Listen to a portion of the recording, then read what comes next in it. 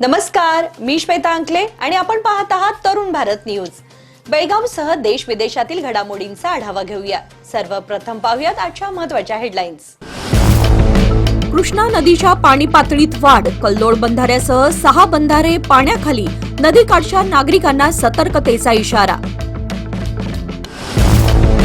पश्चिम भागात दमदार पावसाचे पुनरागमन, राकसकोप जलाशयाची पाणी पातळी झपाट्याने वाढली, खरीप पिकांना दिलासा, शेतकऱ्यांच्या रोप लागवडीला वेग।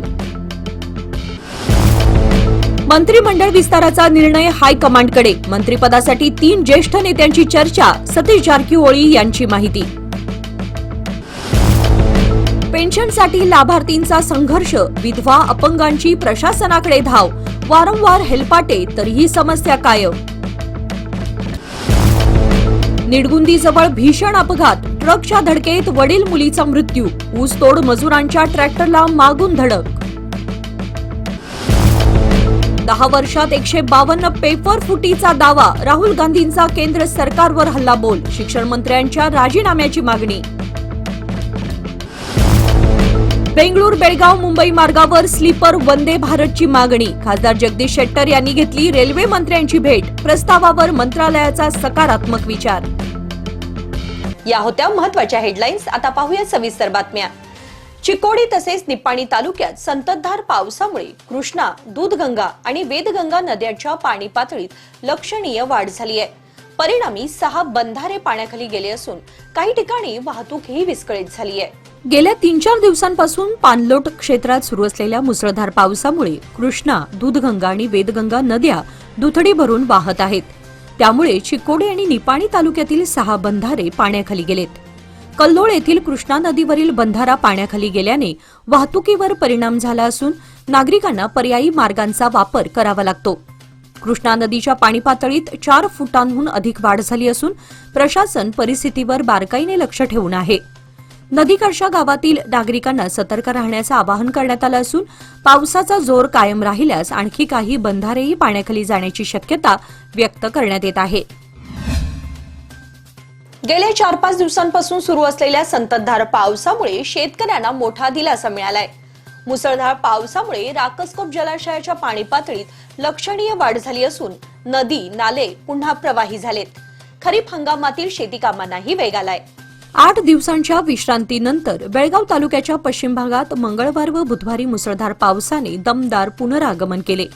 राकसकोप जलाशयाच्या पाणलोट क्षेत्रातही गेल्या 4 दिवसांपासून सुरू असलेल्या जोरदार पावसामुळे जलाशयाची पाणी पातळी 2464.70 फुटांवरून 2468.90 फुटांपर्यंत वाढली असून पूर्ण क्षमतेने भरण्यास आता सुमारे 6.5 फूट पाण्याची आवश्यकता आहे। पावसामुळे खरीप पिकांना नवसंजीवनी मिळाली असून नदी, नाले आणि जलस्रोतांच्या पाणी पातळीत वाढ झाली आहे। शेतकऱ्यांनी रोप लागवडीच्या कामांना वेग दिला असून मुसळधार पावसामुळे दिवसभर शहरातील बाजारपेठांमध्ये नागरिकांची वर्दळही कमी झाल्याचं चित्र पाहायला मिळालं। राज्यातील मंत्रिमंडळ विस्ताराच्या हालचालींना वेग आला असून अंतिम निर्णय पक्षश्रेष्ठी घेणार असल्याचं स्पष्ट झालंय। बेळगाव जिल्ह्यातील संभाव्य मंत्रिपदाच्या चर्चेवरही पालकमंत्री सतीश जारकीहोळी यांनी भाष्य केलंय। राज्यातील मंत्रिमंडळ विस्ताराचा अंतिम निर्णय हायकमांड घेणार असल्याचे पालकमंत्री सतीश जारकीहोळी यांनी स्पष्ट केले। बेळगावमध्ये पत्रकारांशी बोलताना त्यांनी सांगितले की हायकमांड ज्यांना मंत्रिपद देईल तेच पक्षाचे अधिकृत उमेदवार असतील। बेळगाव जिल्ह्यातील 3 ज्येष्ठ नेत्यांच्या नावांची मंत्रिपदासाठी चर्चा सुरू असून त्यापैकी ज्याला संधी मिळेल त्याचा जिल्ह्याच्या विकासाला फायदा होईल असा विश्वास त्यांनी व्यक्त केला। पहिल्या टप्प्यात जिल्ह्याला 1 मंत्रिपद मिळालं असून पुढील विस्तारात आणखी 1 मंत्रिपद मिळण्याची अपेक्षा त्यांनी व्यक्त केली। दुष्काळाच्या पार्श्वभूमीवर सर्वेक्षणाचा अहवाल केंद्र सरकारकडे पाठवण्यात येणार असून केंद्राच्या मंजुरीनंतरच दुष्काळ जाहीर करण्याची प्रक्रिया पूर्ण होईल अशी माहिती सतीश जारकीहोळी यांनी दिली। हक्काच्या पेन्शनसाठी विधवा आणि अपंग लाभार्थ्यांना प्रशासनाच्या दारात हेलपाटे मारावे लागत आहेत। पेन्शन बंद झाल्यानं आर्थिक अडचणी वाढल्या असून तातडीने तोडगा काढण्याची मागणी करण्यात येते। मार्च महिन्यापासून विधवा आणि अपंग पेन्शन बंद झाल्यानं अनेक नागरिकांना आर्थिक अडचणींचा सामना करावा लागतोय। पेन्शन सुरू करण्यासाठी लाभार्थ्यांनी जिल्हाधिकारी, तहसीलदार आणि तलाठी कार्यालयात वारंवार अर्ज करूनही दखल घेतली जात नसल्याची तक्रार केली आहे। पावसाळ्यात कार्यालयामध्ये ये-जा करणं त्रासदायक होत असून 7-8 वेळा हेलपाटे मारूनही समस्या कायम असल्याचं नागरिकांचं म्हणणं आहे. उत्पन्न मर्यादेत येणाऱ्या गरीब लाभार्थ्यांची पेन्शन तातडीने सुरू करून प्रशासनाने या प्रश्नाकडे गांभीर्याने लक्ष द्यावं अशी मागणी लाभार्थ्यांनी केली आहे. विजयपूर जिल्ह्यातील निडगुंदी परिसरात भीषण अपघाताची घटना समोर आली आहे. राष्ट्रीय महामार्गावर झालेल्या या अपघातात एकाच कुटुंबातील दोघांचा दुर्दैवी मृत्यू झाला असून अन्य काही जण जखमी झालेत. विजयपूर जिल्ह्यातील निडगुंदी शहराजवळील मुद्देबिहाळ क्रॉस परिसरातील राष्ट्रीय महामार्गावर मंगळवारी भीषण अपघात झाला. या अपघातात वडील आणि 3 वर्षीय मुलीचा जागीच मृत्यू झाला तर अन्य 2 जण जखमी झाले. मृतांची नावे गिरीश लोधी वय 25 आणि प्रियंका लोधी वय 3 अशी आहेत.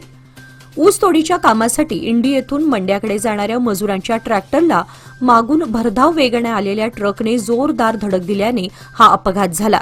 घटनेची माहिती मिळताच निडगुंदी पोलिसांनी घटनास्थळी धाव घेत जखमींना रुग्णालयात दाखल केले तर मृतदेह शवविच्छेदनासाठी पाठवण्यात आला. या प्रकरणी निडगुंदी पोलीस ठाण्यात गुन्हा दाखल करण्यात आला असून पुढील तपास सुरू आहे. पेपरफुटीच्या मुद्द्यावरून काँग्रेस नेते राहुल गांधी यांनी केंद्र सरकारवर जोरदार निशाणा साधलाय. विद्यार्थ्यांच्या भवितव्यावर प्रश्नचिन्ह उपस्थित करत त्यांनी सरकारसमोर काही महत्त्वाच्या मागण्या मांडल्या आहेत. काँग्रेस नेते राहुल गांधी यांनी बुधवारी पत्रकार परिषदेत केंद्र सरकारच्या शिक्षण व्यवस्थेवर जोरदार टीका केली. त्यांनी केंद्रीय शिक्षण मंत्री धर्मेंद्र प्रधान यांच्या राजीनाम्याची मागणी करत विद्यार्थ्यांवर लाठीचार्ज करणाऱ्या अधिकाऱ्यांवर कारवाई आणि पंतप्रधान नरेंद्र मोदी यांनी विद्यार्थ्यांची जाहीर माफी मागावी अशा 3 प्रमुख मागण्या केल्या. गेल्या 10 वर्षात 152 वेळा विविध परीक्षांचे पेपर फुटले मात्र एकाही दोषीला शिक्षा झालेली नाही असा दावा राहुल गांधींनी केला. स्पर्धा परीक्षा आणि भरती प्रक्रियेतील गैरप्रकारांमुळे विद्यार्थ्यांचं भविष्य धोक्यात आलं असून सरकारने या प्रश्नावर ठोस उपाययोजना कराव्यात अशी मागणीही त्यांनी केली. बेळगावात अत्याधुनिक वैद्यकीय सेवांसाठी आता विश्वासाचं नाव विजया दक्षता हॉस्पिटल. 24 तास अतिदक्षता विभाग, जनरल मेडिसिन, सर्जरी, डायलिसिस, प्रसूती सेवा, बालरोग, अस्थिरोग, न्यूरोलॉजी, कॅन्सर सर्जरी आणि अनेक सुपर स्पेशालिटी सुविधा सर्व एकाच ठिकाणी.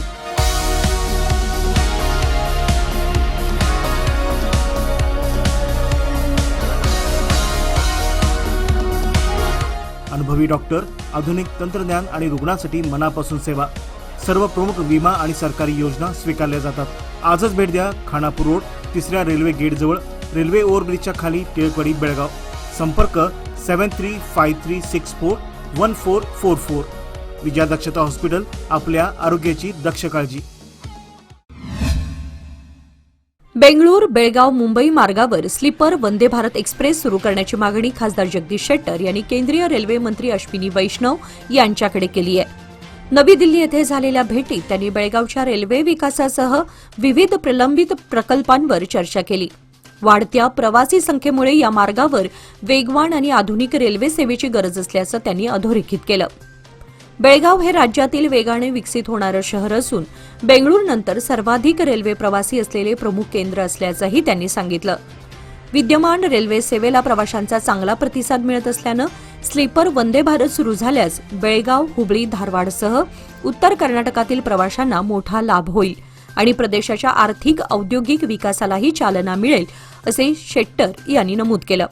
दरम्यान रेल्वे मंत्री अश्विनी वैष्णव यांनी या प्रस्तावावर सकारात्मक प्रतिसाद देत रेल्वे मंत्रालय याबाबत गांभीर्याने विचार करत असल्याचं स्पष्ट केलं.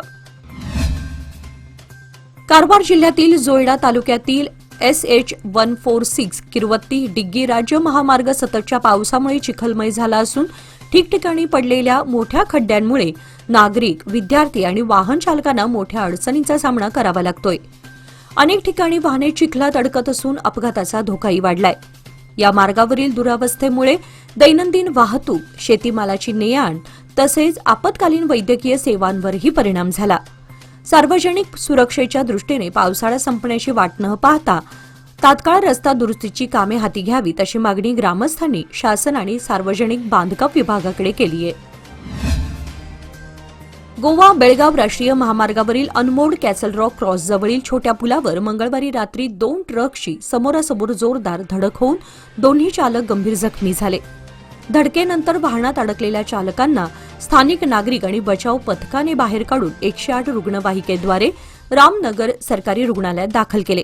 त्यानंतर अधिक उपचारासाठी त्यांना बेळगावातील खासगी रुग्णालयात हलवण्यात आले. या अपघातात प्रद्युम्न पोळमुसकर वय 29 आणि सदाशिव पडसेट्टी वय 40 हे गंभीर जखमी झाले. पुलावरील खड्डा चुकवण्याच्या प्रयत्नात एका ट्रक चालकाचं नियंत्रण सुटल्यानं हा अपघात झाल्याचा प्राथमिक अंदाज असून रामनगर पोलिसांनी गुन्हा नोंदवून पुढील तपास सुरू केला आहे. तरुणांनी अंमली पदार्थांच्या व्यसनापासून दूर राहून शिक्षण, शिस्त आणि चांगल्या संस्कारांच्या बळावर उज्ज्वल भविष्य घडवावं असं आवाहन पालकमंत्री सतीश जारकिहोळी यांनी केले. महांतेशनगर येथील संगोळी रायांना महाविद्यालयात पोलीस आयुक्तालयातर्फे आयोजित व्यसनमुक्ती जनजागृती कार्यक्रमात ते बोलत होते. अंमली पदार्थांचे व्यसन व्यक्ती, कुटुंब आणि समाजासाठी घातक असल्याचे सांगत त्यांनी विद्यार्थ्यांनी क्षणिक आकर्षणाला बळी न पडता ध्येयावर लक्ष केंद्रित करण्याचं आवाहन केलं. जिल्हाधिकारी मोहम्मद रोशन यांनी निरोगी जीवनशैलीचा स्वीकार करण्याचं महत्त्व अधोरेखित केलं, तर पोलीस आयुक्त भूषण बोरसे यांनी अंमली पदार्थ विरोधी जनजागृती मोहीम तालुका स्तरावरही राबवण्यात येणार असल्याची माहिती दिली.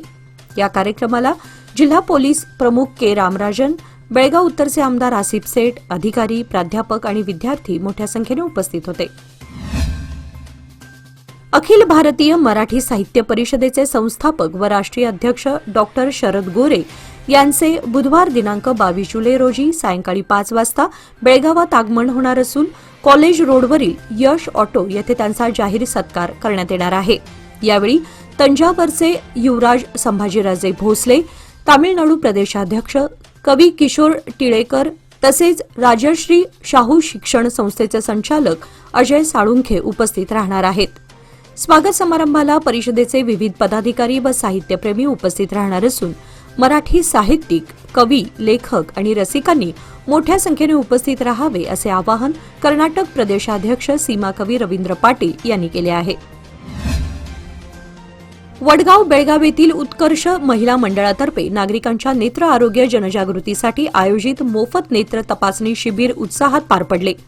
मंडळाच्या अध्यक्षा शुभांगी पाटील यांच्या अध्यक्षतेखाली झालेल्या शिबिरात नगरसेविका सारिका पाटील या प्रमुख पाहुण्या म्हणून उपस्थित होत्या. प्रख्यात नेत्रचिकित्सक डॉक्टर नूतन कंगराळकर यांनी सहभागी महिला व नागरिकांची नेत्र तपासणी करून डोळ्यांच्या आरोग्याविषयी मार्गदर्शन केले. तसेच नियमित नेत्र तपासणीचे महत्त्व आणि डोळ्यांची योग्य काळजी घेण्याबाबतही त्यांनी उपस्थितांना माहिती दिली. शिबिराच्या यशस्वी आयोजनासाठी मंडळाच्या सचिव शिवानी पाटील, उपाध्यक्षा चंदा घाडी तसेच हेमलता कानशिडे, प्रेमा तमुचे आणि वनिता पाटील यांनी विशेष परिश्रम घेतले. व्यवसाय वाढवायचा असो वा कुटुंबाची गरज भागवायची, सादर आहे लोकमान्य गोल्ड लोन. माफक प्रक्रिया शुल्क आणि कमीत कमी कागदपत्रांसह तात्काळ मंजुरी. लोकमान्य गोल्ड लोन प्रत्येक कुटुंबासाठी, प्रत्येक व्यवसायासाठी. अधिक माहितीसाठी आमच्या नजीकच्या शाखेला भेट द्या किंवा कॉल करा 1800212450. नियम व अटी लागू. कमी रक्कम भरून मोठ्या रकमेचे कर्ज मंजूर करून देण्याचं आमिष दाखवत विजयपूर जिल्ह्यातील शेकडो नागरिकांची कोट्यवधी रुपयांची फसवणूक झाल्याचा आरोप समोर आलाय. 15,000 रुपये भरल्यास 15 लाखांचं कर्ज मिळेल असं आमिष दाखवत विविध गावातील नागरिकांकडून पैसे गोळा करण्यात आल्याचं पीडितांचं म्हणणं आहे. विजयपूर शहरातील बंजारा क्रॉस येथे कार्यालय सुरू करून नागरिकांचा विश्वास संपादन करण्यात आला होता असा आरोप करून धीरज सिंग राजपूत आणि बंदे नवाज पठाण यांची नावे कथित सूत्रधार म्हणून पुढे आली आहेत. बनावट पावत्या, बिले आणि बॉन्ड पेपर्स देऊन पैसे उकळल्याचा आरोप करत पीडितांनी या प्रकरणाची सखोल चौकशी करून दोषींवर कठोर कारवाईची मागणी केली आहे. येळ्ळूर परिसरातील रस्त्यावर वारंवार होत असलेल्या अपघातांच्या पार्श्वभूमीवर ग्रामस्थांनी अशोका बिल्डकॉनच्या अधिकाऱ्यांना जाब विचारत तातडीने कायमस्वरूपी उपाययोजना करण्याची मागणी केली. पावसामुळे बांधकाम स्थळावरील माती रस्त्यावर येत असल्यानं मार्ग निसरडा बनत असून दुचाकी आणि चारचाकी वाहनांचे अपघात वाढत असल्याचा आरोप ग्रामस्थांनी केला. या परिस्थितीमुळे नागरिकांच्या जीविताला धोका निर्माण झाल्याचंही त्यांनी सांगितलं. मागील रविवारी झालेल्या अपघातात 21 जण जखमी झाल्यानंतर कंपनीकडून तात्पुरती स्वच्छता करण्यात आली होती. मात्र कायमस्वरूपी तोडगा काढण्याची मागणी ग्रामस्थांनी कायम ठेवली आहे. माजी ग्रामपंचायत अध्यक्ष सतीश पाटील यांनी समस्या तातडीने न सोडवल्यास ग्रामस्थ रस्त्यावर उतरून काम बंद पाडतील असा इशारा दिला. विजयपूर जिल्ह्यातील इंडी तालुक्यातील माविनहळ्ळी गावातील अभिजित समगार वय 16 या विद्यार्थ्यानं गळफास घेऊन आत्महत्या केल्याची घटना घडली असून तो विजयपूर रोडवरील डॉक्टर बाबासाहेब आंबेडकर वसतिगृहात राहत होता. तसेच इंडी येथील शासकीय पूर्व विद्यापीठ महाविद्यालयात तो प्रथम वर्गात शिक्षण घेत होता. आत्महत्येपूर्वी त्याने आपल्या आई वडील आणि भावांना मोबाईलवरून आपण आत्महत्या करीत असल्याचा संदेश पाठवला होता. तसेच वेगळी सुसाईड नोटही लिहून ठेवल्याची माहिती समोर आली आहे. घटनेची माहिती मिळताच वसतिगृह आणि महाविद्यालयात आणि त्याच्या गावी खळबळ उडाली असून पोलीस पुढील तपास करत आहेत. खानापूर तालुक्यातील कक्केरी गावातील प्रगतशील शेतकरी मल्लय्या हिरेमठ वय 52 यांचा स्वतःच्या शेतातील कृषी तळ्यात पडून दुर्दैवी मृत्यू झाला. मंगळवारी सकाळी शेतातील कृषी तळ्याजवळील गवत व कचरा साफ करत असताना तोल जाऊन ते पाण्यात पडले. पोहता येत नसल्यानं त्यांचा बुडून मृत्यू झाला. त्यांच्या पश्चात पत्नी भारती, मुलगी ऐश्वर्या आणि मुलगा अक्षय असा परिवार असून शेतीवर अवलंबून असलेल्या कुटुंबावर मोठं आर्थिक संकट कोसळलंय. मल्लय्या हिरेमठ यांच्या नावावर सरकारी बँक आणि कृषी पतसंस्थेचं लाखो रुपयांचं पीक कर्ज असल्यानं ग्रामस्थांनी कुटुंबाच्या भवितव्याबाबत चिंता व्यक्त केली आहे. बेळगावातील वडगाव परिसरातून गृहज्योती योजनेच्या पुनर्तपासणी अभियानाला सुरुवात करण्यात आली आहे. योजनेतील लाभार्थ्यांची माहिती अद्ययावत करण्यासाठी हेस्कॉम कर्मचाऱ्यांकडून घरोघरी भेट देऊन कागदपत्रांची पडताळणी केली जात आहे. मतदार ओळखपत्र, रेशन कार्ड, आधार कार्ड, वीज बिल, छायाचित्र तसेच अन्य आवश्यक कागदपत्रांची तपासणी करून नोंदणी प्रक्रिया पूर्ण करण्यात येत आहे. कागदपत्रे वेळेत सादर न केल्यास योजनेचा लाभ मिळण्यात अडचणी येऊ शकतात असे हेस्कॉमकडून सांगण्यात आले. सर्व लाभार्थ्यांनी आवश्यक कागदपत्रे तयार ठेवून प्रशासनाला सहकार्य करावं असं आवाहन करण्यात आलंय. याचबरोबर बातमीपत्रामध्ये वेळ झाली आता इथेच थांबण्याची. ताज्या बातम्या आणि घडामोडींसाठी पाहत रहा तरुण भारत न्यूज चॅनल. तसेच आमच्या चॅनलला लाईक, शेअर आणि सबस्क्राईब नक्की करा आणि विश्वासार्ह बातम्यांसाठी दररोज वाचा दैनिक तरुण भारत. धन्यवाद.